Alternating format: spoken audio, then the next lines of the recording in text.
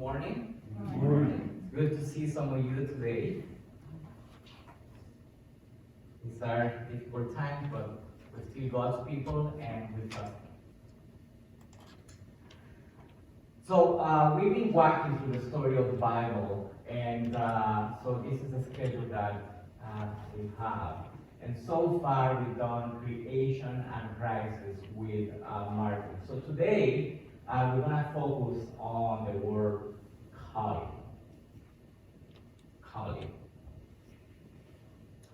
In a class at Reading College, Eugene Peterson and Gordon Fee, two great biblical scholars, they were chatting to each other. And Eugene Peterson was telling Gordon Fee, thank you, he was telling Gordon Fee that they have this tradition every time his children bring the grandchildren. Every night he tells them stories. So he sees them in his lap and he tells them stories. And Peterson was telling Fee that the last time they had come, he had seen them in his lap, and he started the story, but one of the grandchild said, "Grandpa, tell me a story, but this time, put me in it. This time, put me in it." And Gordon Fee says that at that moment, he thought of this story, of the story of the Bible, because it's God's story, but He put you in it. So I tried that at home, and I'm telling Noelia and Felipe every night, I'm telling them stories that I make up at the moment. And every time they ask for a different story. And one night I said, and then Noelia and Felipe appeared with a lightsaber, and Noelia screamed from the top of the pump, and he said, "What? Am I in the story?" He was so excited. So, yes, in this story, you are. You are part of this story. And calling is our key word today. So Martin ended up with a question last week with two things very important to remember. God's call of Abraham. We were created from within a relationship. We were created for a relationship between us and God. And he ended up with a question when he said, Genesis ends with judgment. Is it a glimmer of hope? Do we have hope? And then we have two questions. How does God deal with the problem of evil in the world? What is God going to do? Is God going to give up on humanity? I think you know the answer to that question, right? No. So our three key words that the kids placed on the cross this morning, on top of these horrible things, the scenes that you could see there, three key words. How will God answer to all of these? To envy and violence and greed and anger, sloth? He will call people to trust Him. That's the way God will deal with sin in the world. So the call of Abraham is God's answer to the problem that Adam presented. It's God's answer to sin. God calls people. There is a mess. Human beings have spread violence, sin, murder. And what is God's answer? He calls people. Interesting. Even though human beings have made so many mistakes, God is still involved in His creation, and He is still investing in people. The story tells us that this is still God's world. He has not abandoned it, and He never will. And God is still loving people. Have you heard in the last few weeks, like I've seen it on social media, I'm losing my faith in humanity. Heard that expression? After people hoarding like toilet paper and buying those little hand sanitizers of $2 and selling them $40. And people say that, oh, in times of crisis, people show their true character, right? So I'm losing my faith in humanity. Well, God is not doing that. And we have messed up. We have to acknowledge that. But God is not like that. So through the story in the beginning, through this period of crisis, when after Adam and Eve sinned, we still see some tokens of grace. For instance, God provides clothing to Adam and Eve. He provides a mark to Cain, who killed his brother, so he wouldn't be killed. However, at the end of chapter 11, between chapter 1 and chapter 11, you see the beautiful creation, and then we mess up. And we ended up in chapter 11, what is going to happen? What is God going to do? And it seems that God is doing some sort of damage control, but we need some kind of comprehensive plan now. We don't damage control enough, right? Like we're doing now. Okay, we're shutting this down. No gathering. Okay, but now we need a plan. What are we going to do? So God calls Abraham. God calls Abraham into a relationship with him. Oh, I have two screens. One there, one there. Nice. And through Abraham, God will create a people to bless the world.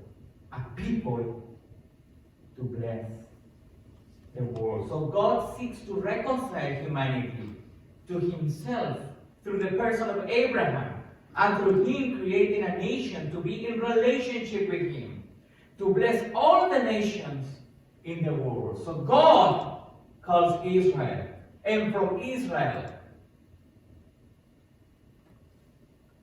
he will bless the nations. And he begins that comprehensive redemption project, the plan. How do we fix this? By calling Abraham. He will create a new people. And we had a couple of things in there in the next slide that Martin highlighted last week. Two questions. Why does God not stop humanity from sinning? Because he is in a relationship with us. He could have just forgiven and forget what we did, but no. There is in this relationship a very important thing called responsibility. Relationship requires responsibility. Very important. But a second aspect that is crucial, and this is the next slide, is a key word: trust.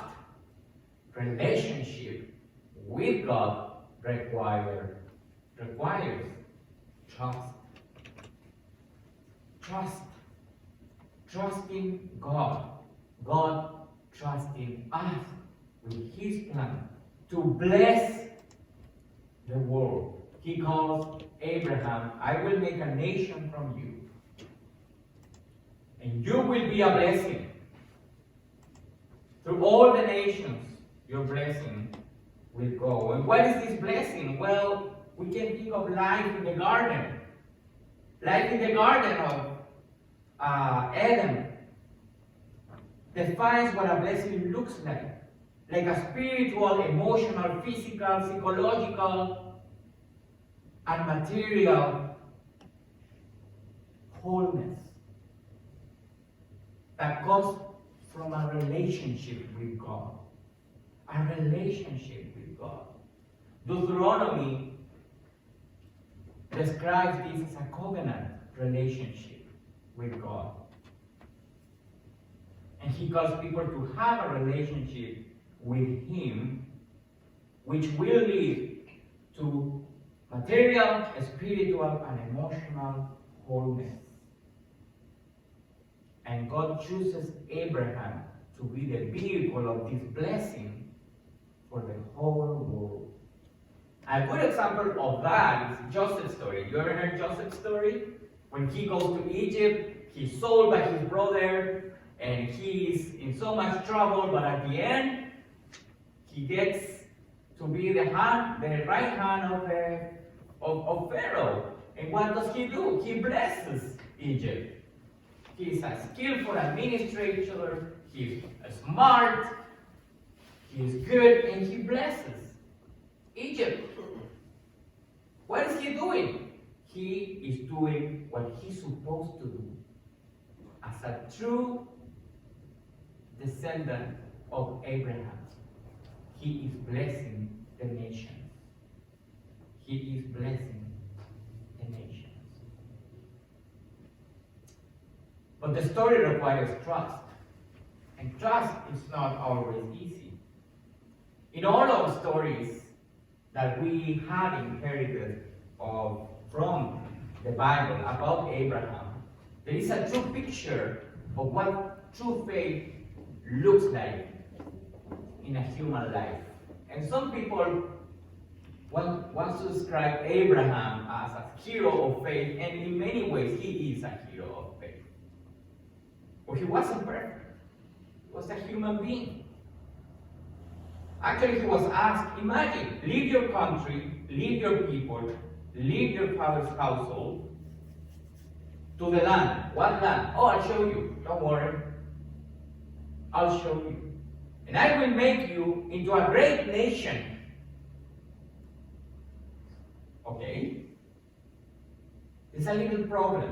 Abraham has been asked to leave, and he has no land. He has no descendants. He might ask, leave, go where? To the land I'll show you, says God.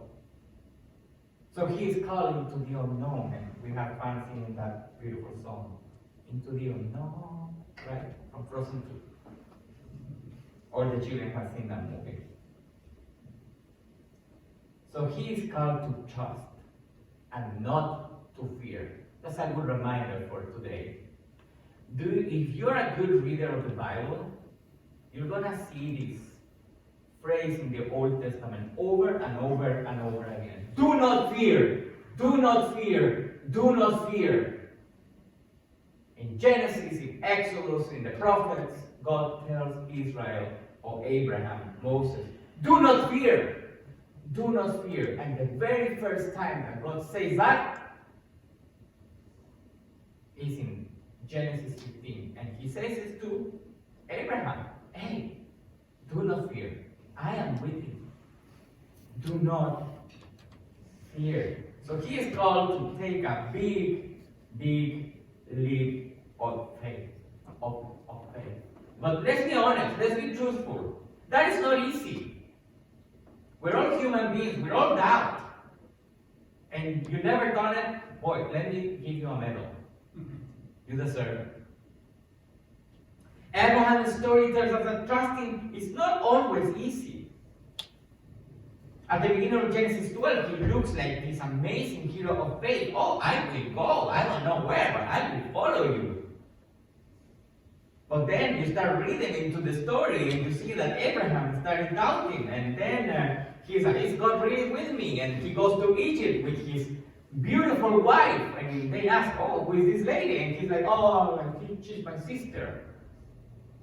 Because he doesn't want to be killed or be hurt. So people take his wife.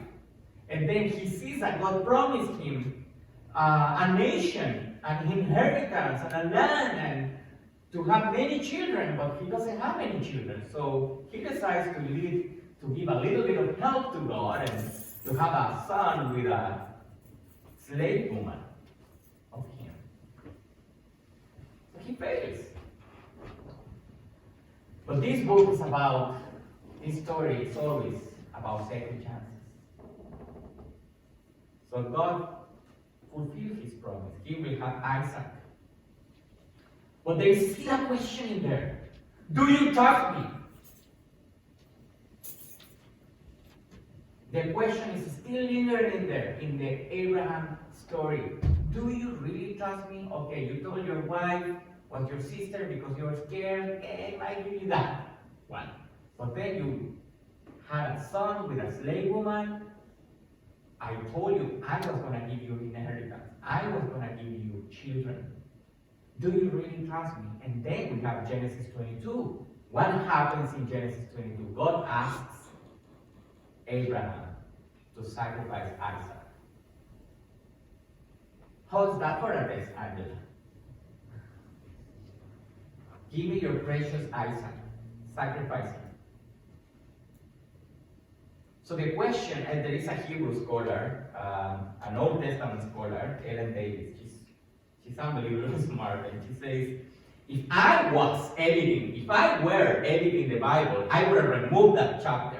This is the kind of reading that gives God a bad name. How come this God asked Abraham for his precious son Isaac? You imagine giving Felipe? Oh, no way. No way. But that is not the focus of the story. The real focus of the story is like this question. Abraham, do you trust me?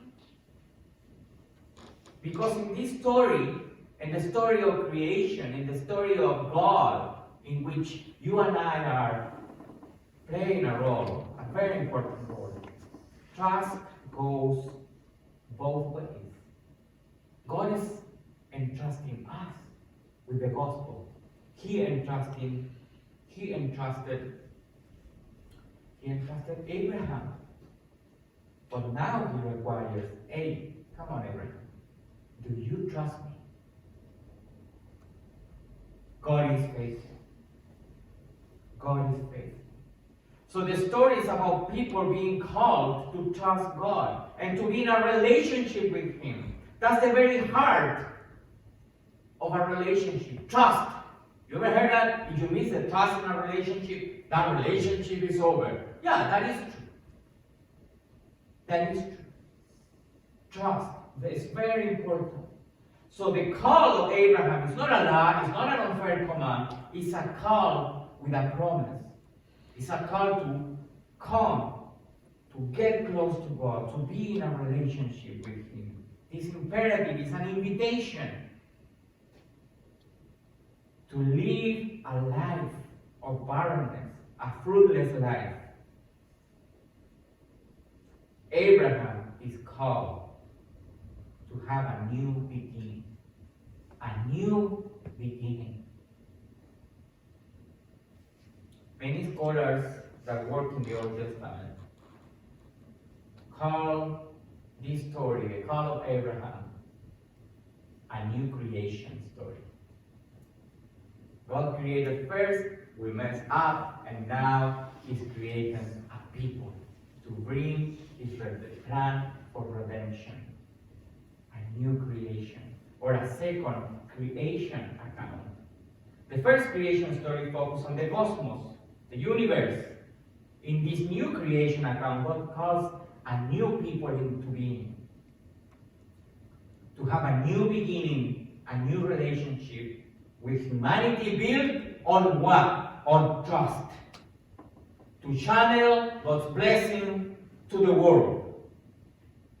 So the life of Israel under the covenant is a relationship with God that will model the way of life that God wants from people.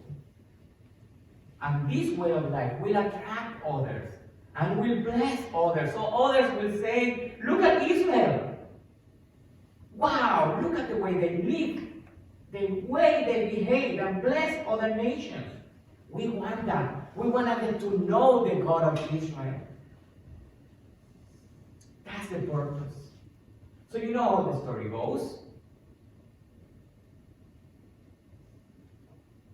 Abraham will have Isaac, Isaac will have Jacob will have many sons, and one of the sons will end up in Egypt. Joseph will bless Egypt, a true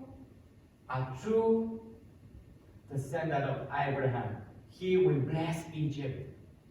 And he, during a period of famine, he will bring his people to Egypt.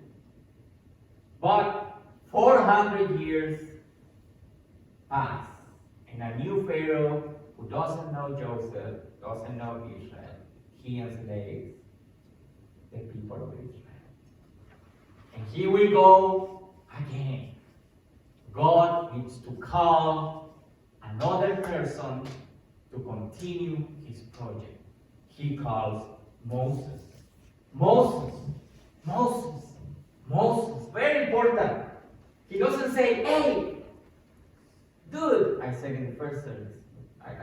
Second service, hey, sir. No, he calls him by his name. Moses. Moses. And then he tells him, hey, you know who I am? I am the God of Abraham, I'm the God of Isaac, I'm the God of Jacob.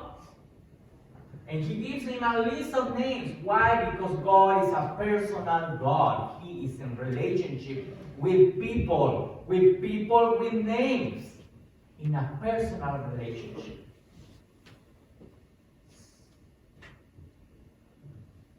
And what is all this story about? Three things. God's presence, God's name. 4, God's people. How is it possible to have a relationship? There's one thing you need, we said trust. Another thing we need that is very important is presence.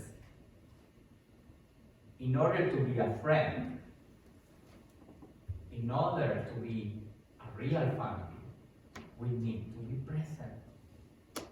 And that's the one thing we're losing today. Through social media, and I was teasing the teens in the earlier service, that I see not here, but I see groups of teens sitting together in a park and they're all in the phone, not talking to each other. Actually, we were on a date with my wife, and we are sitting in this restaurant. We're seeing another couple, young, very young, and both the whole time they were dining, they were not present with each other. It's just awful. Awful. To have a true relationship, you need presence. And this is the Exodus story. Presence. God's presence. So you remember, right? God calls Moses, and Moses like, me? I cannot do this. And God's answer, yeah, I know. That's why I will be with you. And then Moses, I don't know. If they ask me your name, what's your name? Hayek Asher Hayek is the Hebrew that sometimes we translate, I am who I am, but a better translation, because we don't have present active, we don't have for the verb to be in Hebrew, that doesn't exist. So it's an imperfect. So what it says, the Hebrew says, I will be who I will be. Meaning, do you ask me what's my name? I will be with you. And I will be with you. So the name in ancient Near East, when somebody asks a God, what is your name? They're not asking for a secret code or a weird name. They're asking. Moses is asking, what kind of God are you? Because in ancient Near East, the name of a God is intended to communicate the character of that God. And what is God's character? God's character is exactly that. I will be with you. Faithfulness, loving kindness, God's presence. God's presence. John Walton says, the very purpose of the whole book of Exodus is to explain how God's presence came to dwell among his chosen people, Israel. Israel. My presence will go with you, he tells Moses. But this is a real story with real people.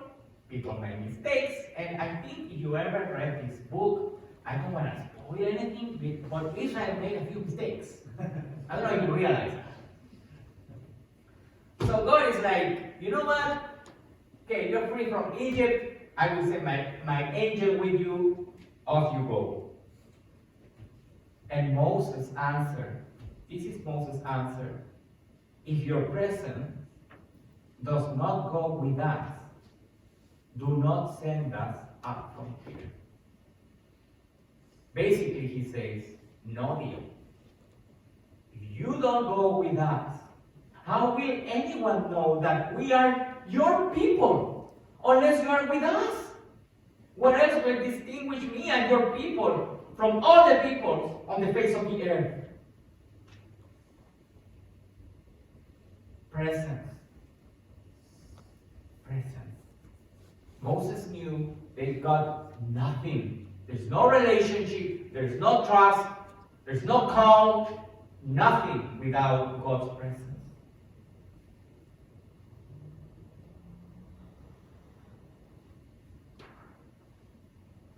So,